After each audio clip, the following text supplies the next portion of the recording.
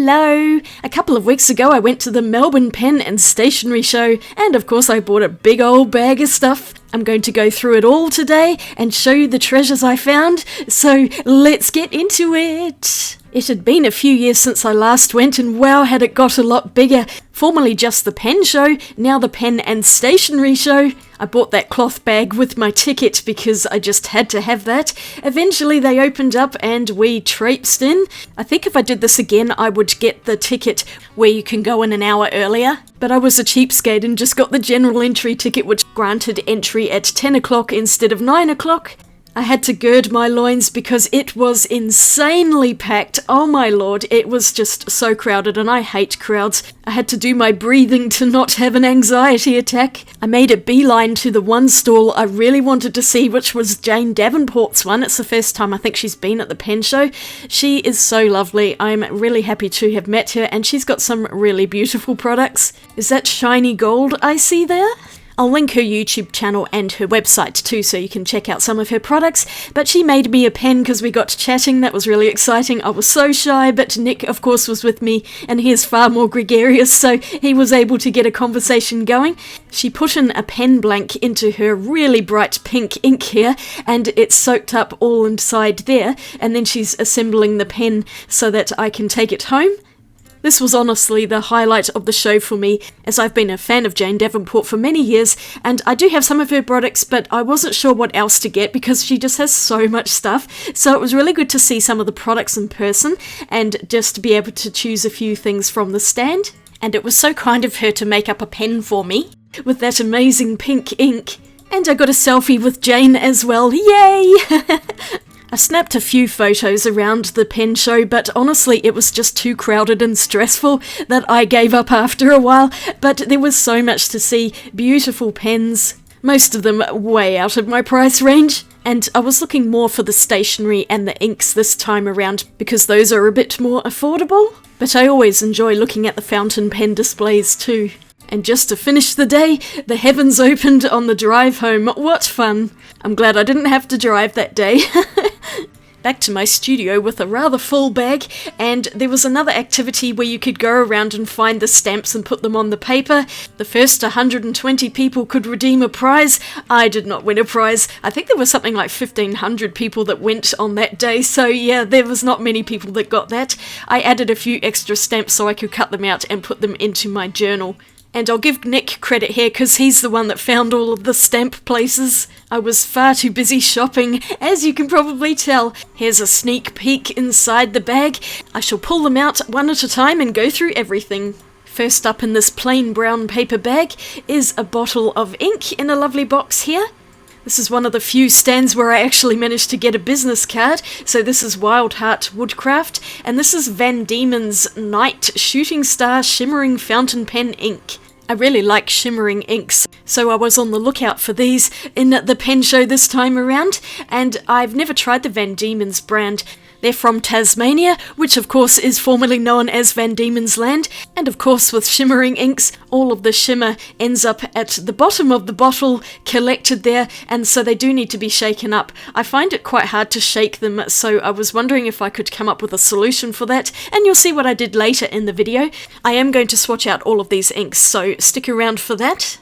Next up is a Japanese stationery company, Nagasawa. I only had one item in that big bag, a set of 3 glass dip pens in fine, medium and broad nibs. I wasn't too sure if these were going to be any good because they're a fairly plain design, nothing too over the top, and I was debating with myself whether I was actually going to get them, but a few other people sort of snapped them up and I was thinking, well, maybe they are good, and so I figured I'm just going to take a punt and get some because I have 1 or 2 other glass nib pens which aren't really that great, so I was just kind of curious to know if these would be any better. I think they were on a significant sale as well, although they were still pretty expensive, which is the other reason why I was tossing up getting them. The actual glass nibs themselves look really nice though, so I was really hopeful that these were going to work well, and we'll find out together later in the video.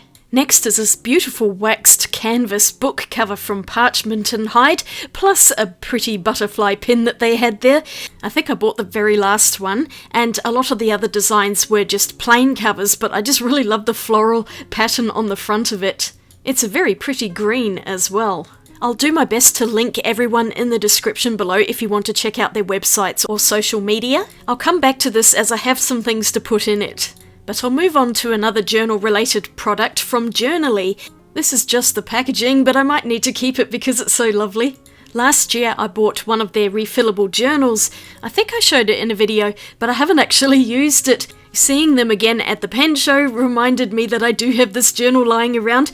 Basically, it's a cover and then you can add booklets into it. So I ended up getting this one, which was, I think, specifically made for the pen show. It's called Current Ink, and it's a booklet where you can put in your little ink swatches and make little notes about all of the bottled inks, because I do have quite a collection of those in my ink cabinet. Here's the journal itself, which I bought last year, and it's still in its packaging.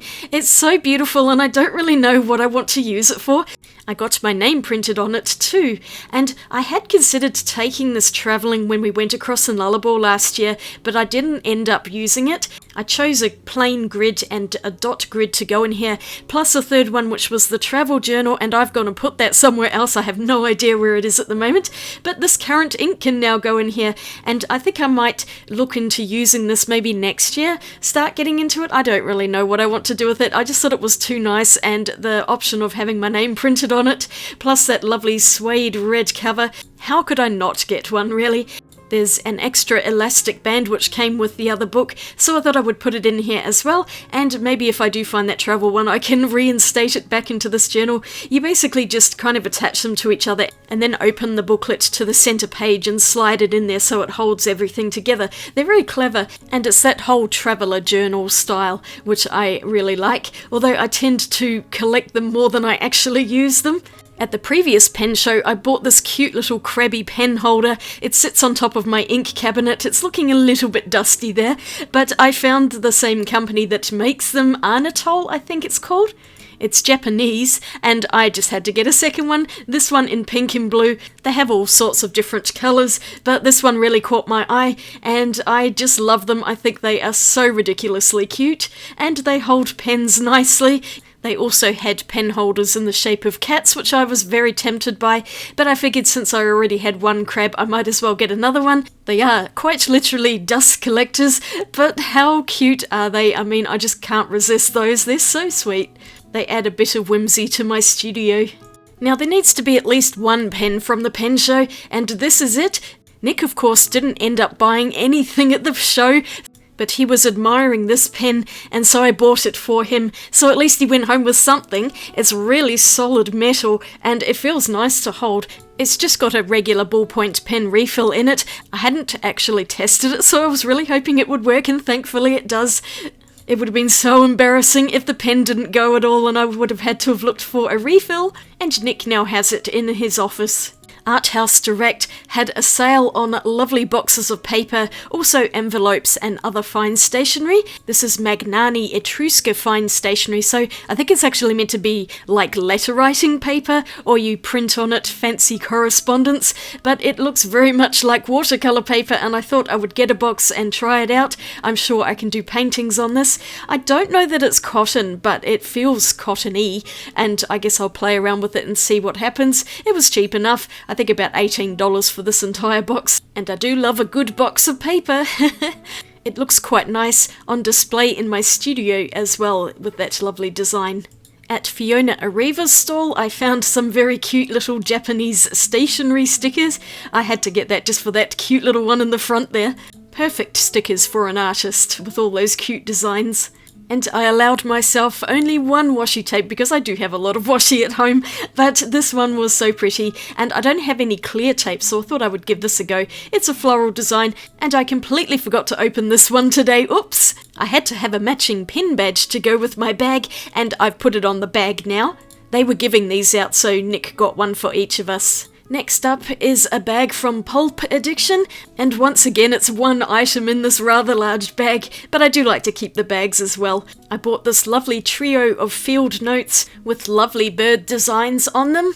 You know I love my birds. I do have quite a lot of field notes that I've collected over the years. I really like the different themed sets that they put out, and some of them I think are quite collectible. And if I'm honest, I do have a tendency to collect them more than I use them. I just think they look really nice, and they're a handy size notebook to tote around in a bag. Speaking of which, it's time to bring back that parchment and hide book cover, because I saw that they had field notes displayed in them, and they fit perfectly in that front pouch. And when I say they, I mean all 3 of those notebooks they fit in there. I was really happy about that.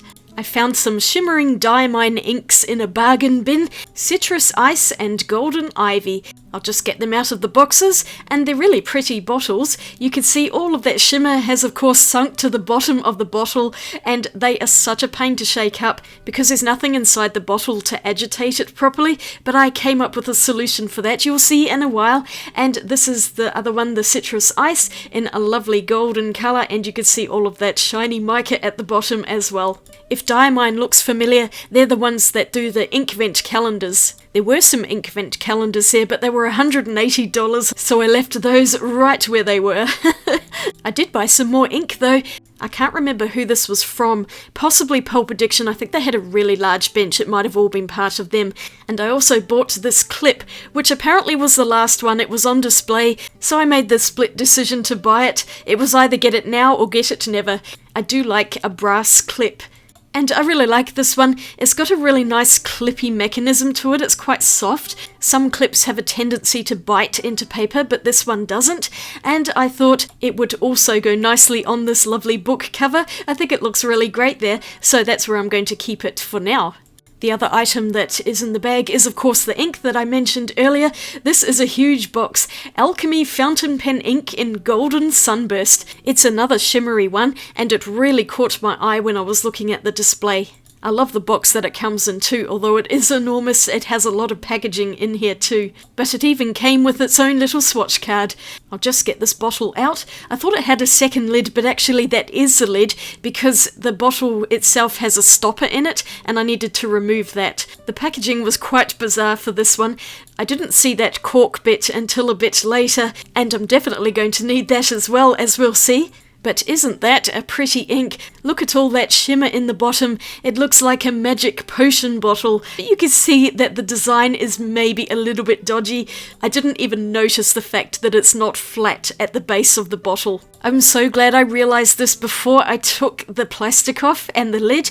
That could have been an absolute disaster, with ink spilling everywhere, and that's what that little cork base is for, so you could sit the bottle on it. I'm going to have to keep it like that. That's not annoying at all. And of course I couldn't get it back into the bottle either. The packaging had expanded or something, so I'll just scooch that to one side to deal with later. Another stall I really liked was So and So. I think they're from Sydney, and I picked up this little notebook. It's got Tomori River paper in, and I just really love the black book with the gold rose on it. It's so simple. Tomori River paper is that really thin Bible paper, and it's so beautiful for writing on and also for painting inks into. But the main item I bought at So and So is the ink archiving book. Now I saw this on display and it was a case of shut up and take my money. It's one of the loveliest books I've seen in a while, and it was really beautifully packaged. Ink journaling tip letter with a whole bunch of Korean instructions inside, because the book is made in Korea, but if I flip it over it does have English as well. Woo! I haven't actually read this properly yet.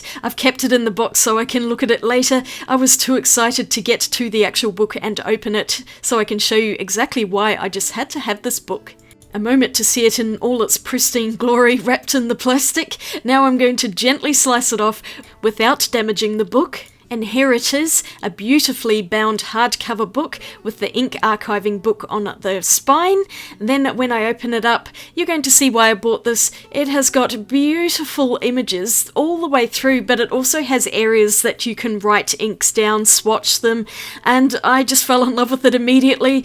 There's lots of cute little illustrations, plenty of cats, lots of fantasy and whimsy, and what I didn't actually realise until a bit later is this is actually volume 2, the Book of Elixir, and I just love that rose picture. I think that one's actually in the book a couple of times. So I was thinking, what is book 1? I looked it up on So-and-so's website and I found it. It's the Book of Atlantis, and there's going to be a sequel to this video because I may have just bought that one too. I couldn't help myself. They're so beautiful and the paper is gorgeous.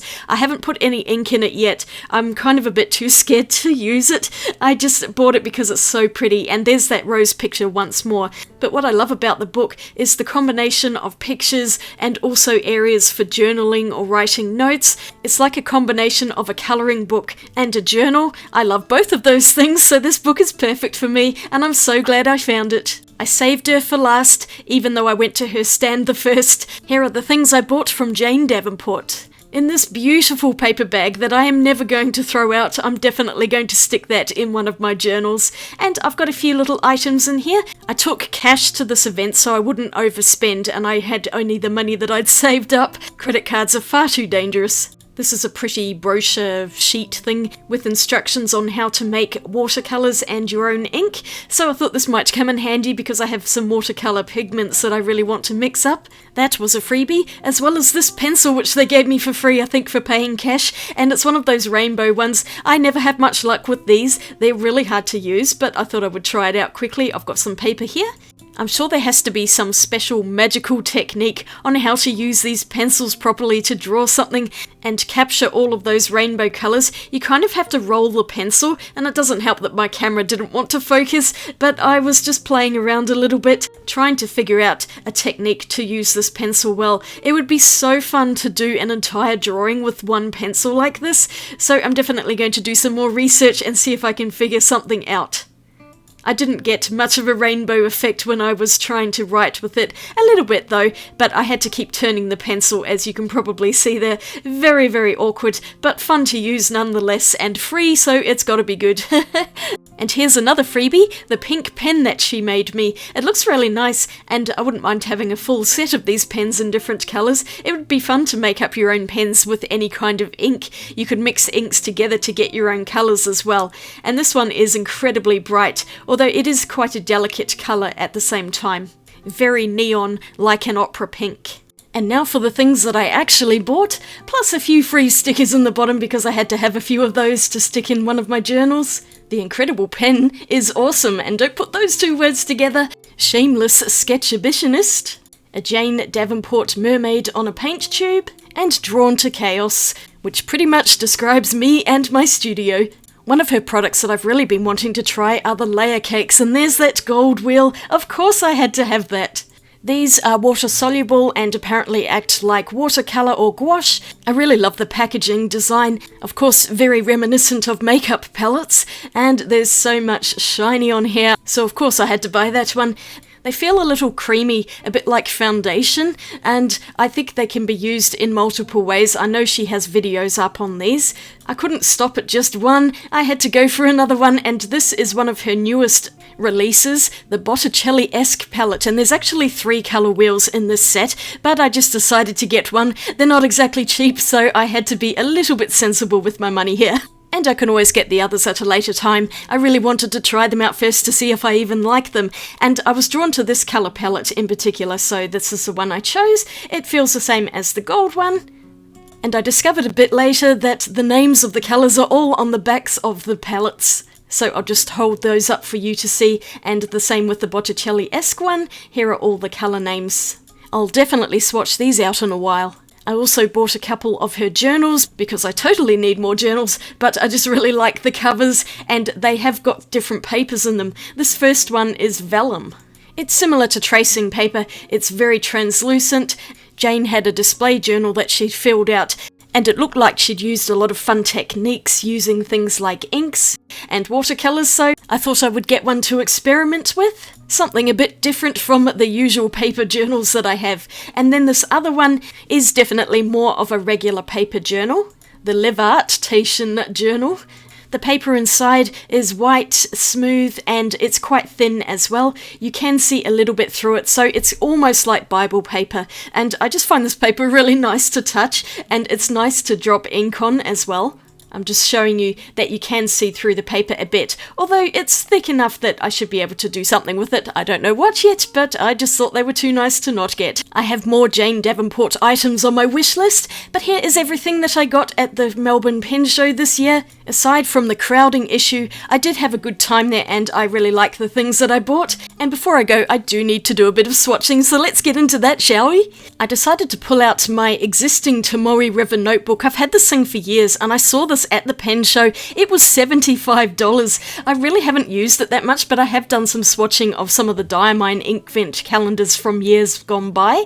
I really need to get it out and just use this book, so I thought I would put it into this lovely book folder, but that pen is going to bother me, and so I decided to take it off in the end so that those rubber things don't poke into the book. I put my Japanese dip pens in here. They fit in there perfectly. I'm so happy about that, as does this Tomoe River book. The cover is A5 and the Jane Davenport books are B5, so they weren't going to fit. I'm just putting that butterfly pen on my pin board with all of my other pins that I've collected over the years. I have some pure randomness on this, and I just really enjoy finding fun pins when I go out and about. But back to the book, and I've set myself up for swatching. And I did buy one other item, the Army Painter mixing bowls, which are stainless steel ball bearings. You can also get generic ones, but I know the Army Painter ones have been extensively tested with paints and they don't tarnish apparently at all, so I'm confident these are going to be fine in the ink bottles. I'll find out over time anyway. I pulled a few out and they're on my desk here because I didn't want to lose the whole lot on the floor. I'm just putting one ball bearing in, and that means that when I agitate the bottle, it's just going to pick up all of that shimmer so much more easily, and you can see how it's really quickly going into the mix of the ink. Amazing colour. I love this one so much. It's so pretty. I find with shimmer inks that you do have to work really quickly to make sure that the shimmer is suspended within the ink. It drops down really quickly. So I was working as fast as I could to swatch it out and make sure I had shimmer within these swatches, starting off with the one that came in the box, and then I'm going to work in the book. I've sped all of this up because otherwise we'll be here all day, but I'm using the dip pens as well. And I'm so glad I bought them. They are the very best dip pens that I have ever used. The nibs on them are so good. The fine one in particular held so much ink and it just kept on going. I was trying to use it all up so that I didn't waste any by putting it in the water, and I just had to keep swatching out little things here. The ink flowed incredibly smoothly and it was just really excellent to draw and write with. So in this case, while they're not the most beautiful pens to look at, their functionality is wonderful, and the ink I'm using here is that Van Diemen's Night Shooting Star shimmering ink, and really I prefer to use a dip pen with shimmering ink because I worry that the mica pigments might clog up a fountain pen, even though they are designed for fountain pens. Let me know if you've ever had a problem with shimmering ink in one. I might try it in some of my fountain pens that I'm not so attached to. I also like to paint it out with the brush, and I'm just putting the excess onto a black piece of paper so I can see if any shimmer shows up. Here's this amazing golden sunburst ink, and the ball bearings worked so well in the bottles. I put one in each of the shimmer inks and it just made shaking it up so much easier without having to get too many bubbles in the ink, because I wasn't shaking it as hard and I could swirl it around so that the ball bearing is just agitating all of that shimmer. And this one's so pretty. I'm using the medium nib here, and this one worked really well too. It held a lot of ink as well as the fine tip. Really easy to use and the ink flowed smoothly. Then I'm just painting out a bit of a swatch as well and putting the excess on that black paper. Next up is the Diamine Golden Ivy. I think the shimmer had been sitting in this one for quite a long time, so it took a bit longer to get it agitated. And I'm using the broad dip pen for this one. The ink flowed out a lot more quickly, so I used it up much faster than the other two pens, and you can see it's starting to run out here as I'm writing in the Diamine Golden Ivy, so this one would need to be dipped a bit more often, and it's a bit harder to control than the fine and medium nibs. Brushing out another swatch, and the reason I'm using this paper is because it is very thin Bible-like paper. It's very, very smooth, and the ink sits on top rather than being absorbed into it, so you can really get an idea of the ink's properties, and when the ink dries, the shimmer is a lot more visible than just on regular paper where it kind of sucks it into the paper. Now the Van Diemen's Night Shooting Star one has dried, you can really see the shimmer in that one. I'm just swatching out the Diamine Citrus Ice Shimmering ink. I remembered to add in the Jane Davenport pen as well, although that is much lighter than those very bold fountain pen inks. And in this remaining space, I'll swatch out the 2 layer cake palettes from Jane Davenport as well. I just scribbled in a bit of a line here using a rollerball with waterproof ink because of course fountain pen inks are completely water soluble and they will re-wet on the paper. I'm just treating these like watercolours and I was making sure I didn't have too much water on my brush. I honestly thought that was brown, but it's actually a pink colour, and when I looked at the title it's called pomegranate. I don't know why I didn't see that earlier. But anyway, I tried to not let the colours run into each other, but of course I made a bit of a mess because this paper takes ages to dry and I was being really impatient, so I just ended up swatching the wet paints next to each other. And really this paper is not meant for watercolours, so it's probably not doing them justice, but boy is that last pink a really bright one. I made a bit of a mess of that swatch. Now moving on to the golds, and I'm also swatching them on black paper. So I think I was using a bit too much water and I haven't quite gotten the hang of these particular layer cakes because they were quite translucent, and I think you can get them a lot thicker if you use maybe less water or different techniques, so I need more research on that. But today I just really wanted to see what the colours look like, and admittedly, just looking at them here, they do look very similar to each other in the gold palette except for this darker one. I'll definitely have to revisit these in a future video, but these pens, they were so surprisingly great, and I really wish I could read what's on there. I might need to get a translator app. If you can read this, please let me know what they say. I'm not sure if I can find these online or not, but I'm so glad I decided to get them. I was impatiently waiting for this page to dry, and then I'll show you everything in a moment.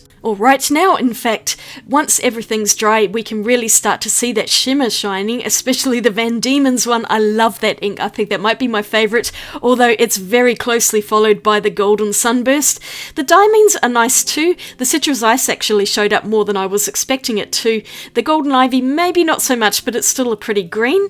And overall, I'm super happy with the inks that I bought. I think I forgot to show the layer cakes properly, so I might film that in a moment. But here's everything on the black paper, and you can see all of the inks have some shimmer even though it was just a little bit that I was wiping out from the brush, and the layer cakes on here show up nicely, although the golds do look very similar. They are subtly different, but it's really hard to show that on camera. Oh, and that other little swatch that I did of the Stardust Golden Sunburst, here it is looking really shimmery on that too. And before I forget, here's a close-up of the Jane Davenport paints. I made a mess of Botticelli-esque, and the pot of gold is looking very shiny. I do want to try these on actual watercolour paper, but I'm liking them so far. And that's all I have for you today. I had fun swatching out all of my inks and other supplies. And thank you so much for watching today. As always, I'd really appreciate a thumbs up, a hype, and subscribe. Here are some more videos from my collection if you'd like to watch something else. I hope you're having a fantastic day, and I'll see you really soon in my next video. Swatch you later. Bye!